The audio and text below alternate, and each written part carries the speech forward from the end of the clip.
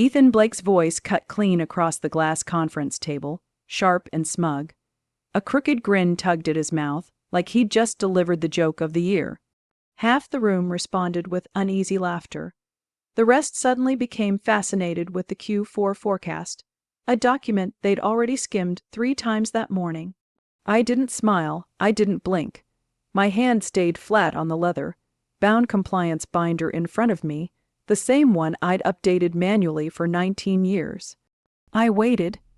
Ethan Blake, Northbridge Systems' freshly appointed VP of Operations, leaned back in his chair as if he'd inherited the room.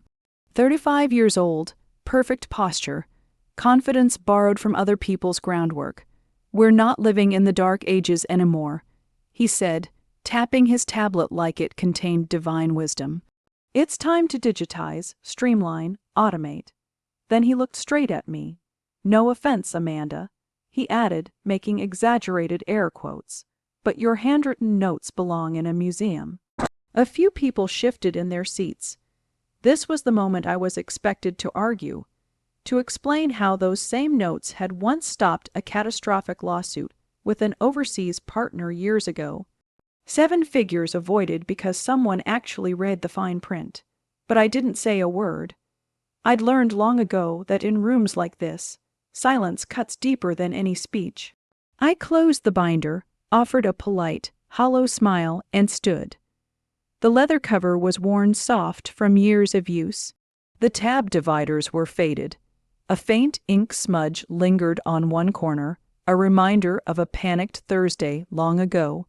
On the spine, a single label stood out in bold capital letters. "Do not discard." Ethan didn't ask what it meant. He just watched as I carried the binder down the hallway toward the archives.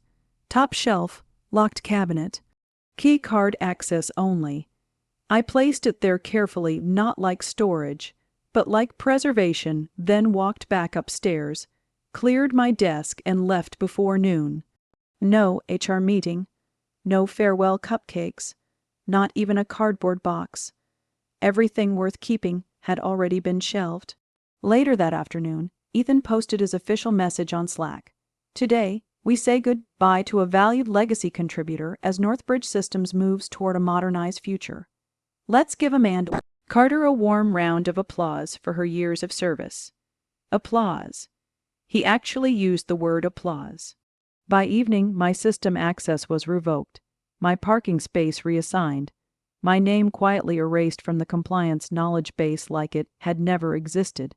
19 years, gone beneath a layer of buzzwords and optimization jargon. That night, I received a single message.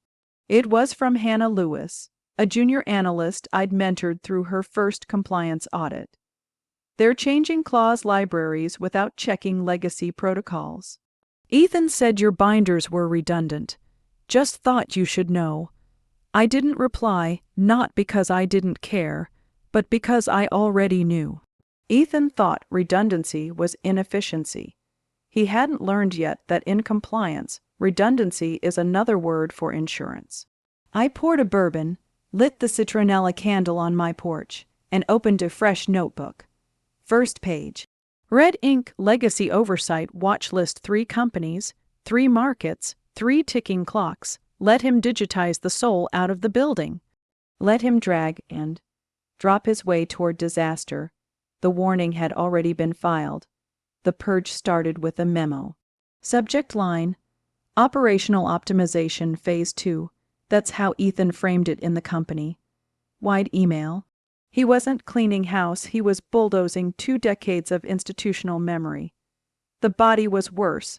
All non-digital legacy documentation poses a compliance risk.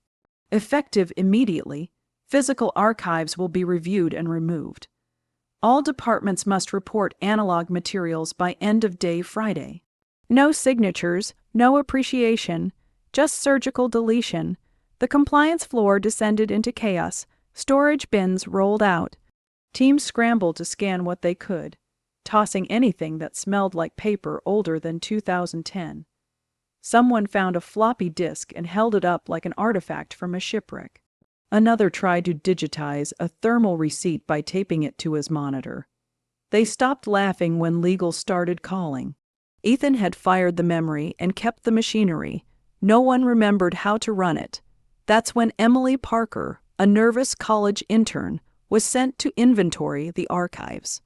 Bright-eyed, careful, probably still carrying her ethics syllabus in her tote bag. She scanned shelves using the barcode app Ethan insisted was faster than cross-checking. Then she saw it, black leather, brass corners dulled by fingerprints. Do not discard, she froze. Scan the cabinet barcode instead. Hesitated with her hand near the binder, then stepped back. She didn't log it, didn't touch it. Later, when Ethan asked if the archives were fully processed, she said yes. That label didn't feel like a suggestion. It felt like a warning with manners. That same evening, another email came in. This one from Daniel Moore, Junior Legal. Smart kid, always had too many browser tabs open. Quick question, they're modifying contract clauses without checking legacy protocols, right? That's bad, right? I stared at the screen. It wasn't the question that bothered me. It was the phrase quick question, like he was asking about lunch orders instead of a procedural landmine. They weren't reviewing the old protocols. They weren't even looking. We weren't just losing data. We were erasing the map that showed where the cliffs were. I didn't respond. There's no point shouting down a well. That night, I opened my porch notebook again. New heading. Active blind spots under it. I listed 3 high-risk clients with non-standard clauses, flagged years ago when political changes triggered quiet contract shifts. One stood out immediately, Valens, a group based in Barcelona, Clause 5.4, a buried condition that triggered automatic penalties during financial volatility if blanket language was applied. We'd navigated around it carefully for years. Now Ethan was sprinting straight toward it. Next review window, Friday, 3:30 p.m. If he pushed standardized clauses without legacy checks, the breach was guaranteed. I didn't warn them. Not because I wanted the building to burn, but because the exits had already been marked. They chose to board them up. And modern futures look very fragile when the lights go out. Former CFO. The last time we'd spoken was at a company retreat back in 2019, when I caught him confusing EBITDA with net margin during a tequila-heavy fireside chat. Back then, his voice had been loud and careless. Now it was slower, fractured. Amanda, he said, static humming faintly between syllables, like even the phone line was uneasy. I'm just going to ask it. Did you know this was coming? I didn't answer, not because I didn't want to, but because I knew the next sentence wouldn't be a question. It would be a request. He cleared his throat, papers shuffled, someone coughed in the background. I'm in a boardroom, he continued. And I'm looking at handwritten clause references in your notes right now. Red ink, page 1. This wasn't hidden, it was labeled. I stared out into my backyard. The citronella candle had burned down into waxy sludge. Rufus, my tabby, pawed lazily at a dead moth near the porch light. In my notebook, beside Friday execution window, I drew a line. Below it I wrote, Saturday trigger pulled. Sunday contagion. They'd tugged the wrong thread. Now the whole suit was unraveling. Monday arrived like a body bag. 7:22 a.m. The boardroom filled early, lights dim, coffee untouched. Executives shuffled in with crooked ties and bloodshot eyes. Victims of a weekend spent buried under spreadsheets, legal alerts, and we need to talk emails from 9-figure clients. The mood wasn't loud panic. It was clinical, the kind where no one screams because screaming would confirm the fire is already out of control. Raj Patel, the current CFO, spoke first. He didn't bother opening his laptop. $1.6 million, he said flatly. That's the active contract value we've lost since Friday night. No one breathed. Valens Group, frozen. Helvex Capital, suspended. Rotterdam Maritime, gone dark and already entertaining competitor calls. Across the table, Ethan Blake sat too close to the whiteboard, like a student about to be corrected. His gelled hair had lost its confidence. He swallowed hard. I was under the impression those clients cleared through the new risk filter. He stammered. The dashboards were green. Patel raised one hand. Universal language. Stop talking. We ran your protocols. Patel said. They don't account for clause exceptions dating back to 2016. The room went colder. That's when CEO Thomas Langston leaned forward for the first time. Calm, controlled, dangerous. Were these clients reviewed under legacy compliance notes? He asked. Silence. You could hear the HVAC kick on. Blake blinked rapidly. We transitioned fully in Q2. The legacy materials were deemed obsolete. Langston didn't blink. Obsolete, he repeated, or inconvenient. Then, softly from the corner, the binder. Everyone turned. Emily Parker, the intern. She hadn't planned to speak. She was only there because her manager panicked and dragged her into the meeting. I saw it, she said, voice shaking. Last month, archive room, top shelf, black leather, label said do not discard. The room locked onto her. Langston turned to Patel. Do we still have archive access? Yes, Patel replied. Key card entry. It was never fully cleared. Langston stood. Get it. Blake opened his mouth, closed it again. Maybe it was the silence. Maybe it was the realization that the ghost he buried wasn't gone. Langston left the room without another word. Behind him, Blake sat frozen, no dashboards, no buzzwords left. Just $41, $6 million in preventable damage. The archive door hissed open, reluctant, like the building itself knew what was coming. Langston entered alone. Metal shelves lined the walls, old folders, backup drives, relics from when on site still meant something. Top shelf, there it was, black leather, brass corners, spine label untouched. Do not discard. Langston slid it out slowly, like it might detonate. The weight pulled at his wrist, literal and otherwise. He carried it back into the boardroom like a priest returning with forgotten scripture. No one spoke. Langston opened it. Page 1, read, flag clients, non-standard clauses, trigger conditions. Names highlighted, notes precise, mitigation steps mapped. Valenza Group, Barcelona. Helvex Capital AG Zurich. Rotterdam, Maritime Holdings. On the Barcelona page, a neon sticky note sat crooked. Do not apply standard clause 5. For breach risk, escalate before execution below it. Circled in red, a small triangle. AC, my shorthand. Patel leaned forward, pale.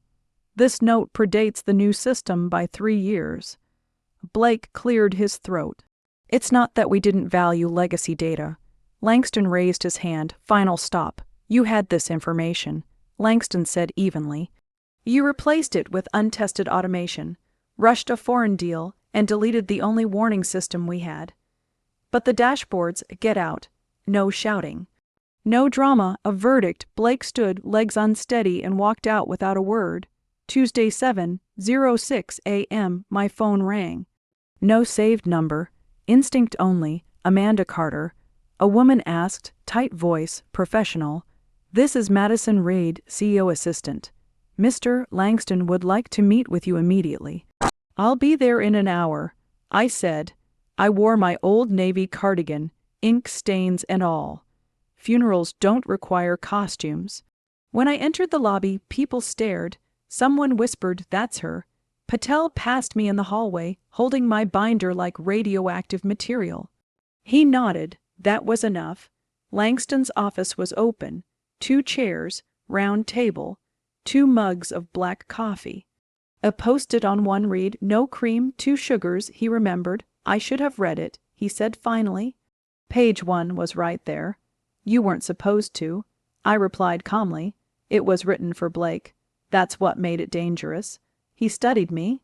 What will it take to fix this? 60 days, I said. Hybrid compliance, manual cross-checks, legacy reinstatement. Trigger audits before every deal.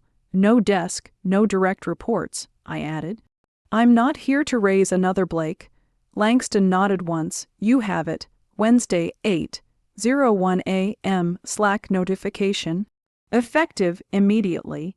Ethan Blake will transition to a strategic advisory role focused on non-core initiatives. Corporate for sit down and be quiet. 10 minutes later. Please welcome back Amanda Carter as Special Executive Advisor to the CEO. No emojis, no applause, just facts by 9:00 a.m. I was back in the boardroom, binder in hand, same red ink. Same sticky notes. No one laughed anymore. Hybrid compliance was reinstated. Mandatory dual reviews. Digital and manual. Someone complained about efficiency. I reminded them we lost $41. $6 million in a weekend.